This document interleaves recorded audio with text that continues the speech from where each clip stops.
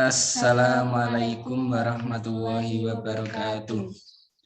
Di sini kami akan mempresentasikan hasil kerja kelompok kami yang terdiri dari saya Retno Wulandari dan saya Ibagus Mulakusuma dengan judul Hukum Jaminan.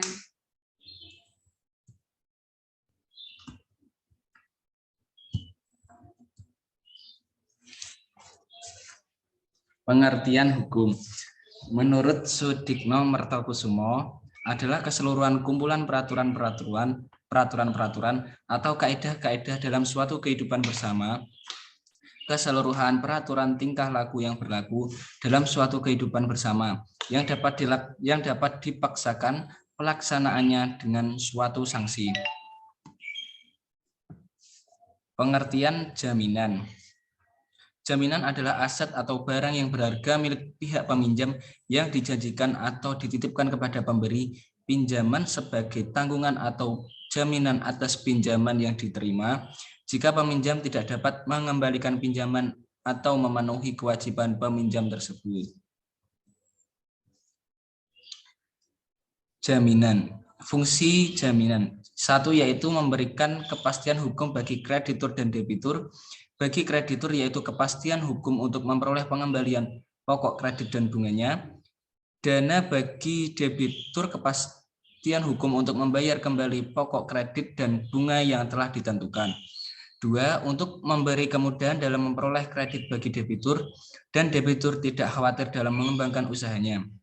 Tiga, memberikan keamanan terhadap suatu perjanjian hutang piutang yang disepakati bersama.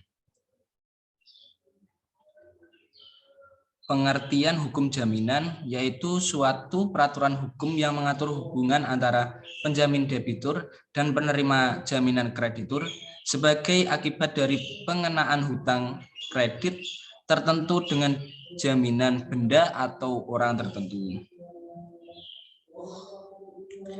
Hukum jaminan menurut beberapa ahli. Menurut J. Satrio, hukum jaminan adalah aturan hukum yang mengatur jaminan piutang kreditur kepada debitur. Menurut uraian Satrio, hal ini menyangkut hak kreditor dan mengabaikan hak debitur. Menurut Profesor M. Ali Masyur, hukum jaminan adalah aturan yang mengatur hubungan hukum antara kreditor dan debitur ketika agunan diperlukan dalam pemberian kredit. Sedangkan Sri Sudewi Mas John Sofwan menjelaskan, hukum jaminan merupakan undang-undang yang mengatur konstruksi yuridis dan memungkinkan pemberian fasilitas kredit melalui jaminan barang yang dibeli sebagai jaminan. Undang-undang yang mengatur hukum jaminan. Pasal 1131 KUH Perdata, segala barang-barang bergerak dan tak bergerak milik debitur, baik yang sudah ada maupun yang akan ada, menjadi jaminan untuk perikatan perorangan debitur itu. Pasal 1132 KUH Perdata, barang-barang itu menjadi jaminan bersama bagi semua kreditur terhadapnya. Hasil penjualan barang-barang itu dibagi menurut perbandingan utang masing-masing kecuali bila di antara para kreditur itu ada alasan-alasan sah untuk didahulukan. Sifat perjanjian jaminan. Perjanjian jaminan tidak dapat berdiri sendiri kecuali jika didahului dengan perjanjian sementara atau perjanjian pokok. Akibatnya, pengaturan jaminan adalah kesepakatan aksesorir, tambahan, atau lanjutan. Karena tidak ada yang dapat menjamin hutang jika tidak terwujud. Perjanjian jaminan akan diselesaikan setelah perjanjian pokok diselesaikan.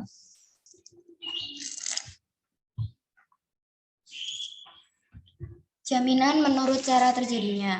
Ada dua, yaitu jaminan umum dan jaminan khusus. Jaminan umum. Sesuai pasal 1131 KUH Perdata, semua barang yang dimiliki oleh pihutang, baik yang bergerak atau tidak bergerak, saat ini atau yang akan datang, menjadi tanggungan untuk segala perikatan perseorangan. Dua, jaminan khusus. Ada pasal-pasal dalam hukum jaminan yang mengatur barang-barang yang dijadikan agunan hutang atau yang dikenal sebagai jaminan kebendaan. Jaminan kebendaan adalah Jaminan dengan objek berupa harta bergerak maupun tidak bergerak yang dimaksudkan untuk menjamin hutang debitur kepada kreditor jika debitur tidak mampu membayar hutangnya kepada kreditor di masa mendatang.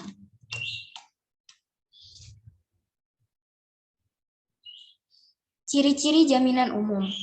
1. Para kreditur mempunyai kedudukan yang sama atau seimbang.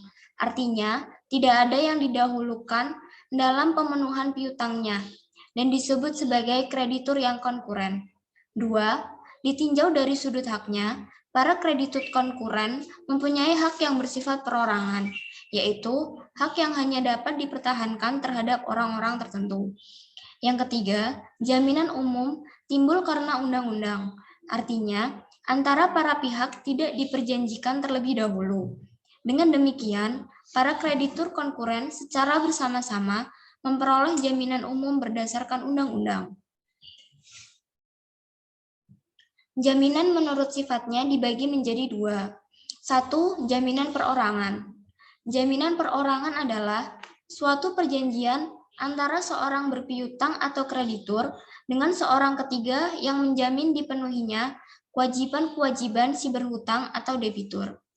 Yang kedua yaitu jaminan kebendaan.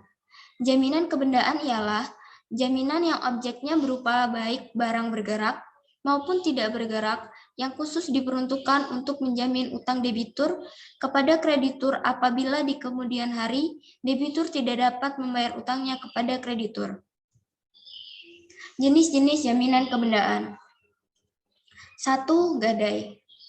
Barang yang digadaikan adalah barang bergerak yang terdiri dari barang berwujud dan tidak berwujud, seperti perhiasan dan hak untuk mendapat uang atau surat piutang. Jika debitur tidak dapat melunasi pinjaman, kreditur dapat memiliki barang yang digadaikan. Kedua, fidusia. Fidusia adalah pengalihan hak kepemilikan atas suatu benda atas dasar kepercayaan, selama benda yang dialihkan hak kepemilikannya tersebut tetap berada di bawah kendali pemilik benda.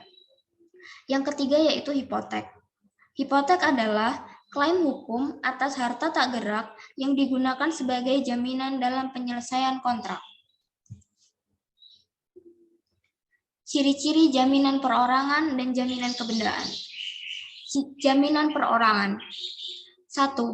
Mempunyai hubungan langsung dengan orang tertentu. 2. Hanya dapat dipertahankan terhadap debitur tertentu. Ketiga, seluruh harta kekayaan debitur menjadi jaminan pelunasan hutang. Misalnya brokerage. Keempat, jika suatu saat terjadi kepailitan, maka hasil penjualan dari benda-benda jaminan dibagi antara para kreditur seimbang dengan besarnya piutang masing-masing. Yang kedua yaitu jaminan kebendaan. Ciri-cirinya, 1. Merupakan hak mutlak atas suatu benda. 2. Kreditur mempunyai hubungan langsung dengan benda-benda tertentu milik debitur. 3. Dapat dipertahankan terhadap tuntutan oleh siapapun. Keempat, selalu mengikuti benda di tangan siapapun benda tersebut berada. Kelima, mengandung asas prioritas, yaitu hak kebendaan lebih dulu terjadi akan lebih diutamakan daripada yang terjadi kemudian. Asas-asas hukum jaminan. 1. Asas publicated. Asas publicated yaitu asas bahwa semua hak, baik hak tanggungan, hak fidusia, dan hipotek harus didaftarkan pada suduthukum.com. Yang kedua yaitu asas speciality. Asas speciality yaitu bahwa hak tanggungan, hak fidusia, dan hipotek hanya dapat dibebankan atas barang-barang yang sudah terdaftar atas nama orang tertentu. Yang ketiga yaitu asas tak dapat dibagi-bagi. Artinya, asas yang dapat dibaginya hutang tidak dapat mengakibatkan dapat dibaginya hak tanggungan, hak fidusia, hipotek, dan hak gadai walaupun telah dilakukan pembayaran sebagian. Yang keempat yaitu asas in-based selling. Artinya, barang jaminan atau gadai berada pada penerima gadai. Dan yang terakhir adalah asas horizontal. Artinya, bangunan dan tanah bukan merupakan suatu kesatuan. Sekian dari kami, kurang lebihnya mohon maaf. Wassalamualaikum warahmatullahi wabarakatuh.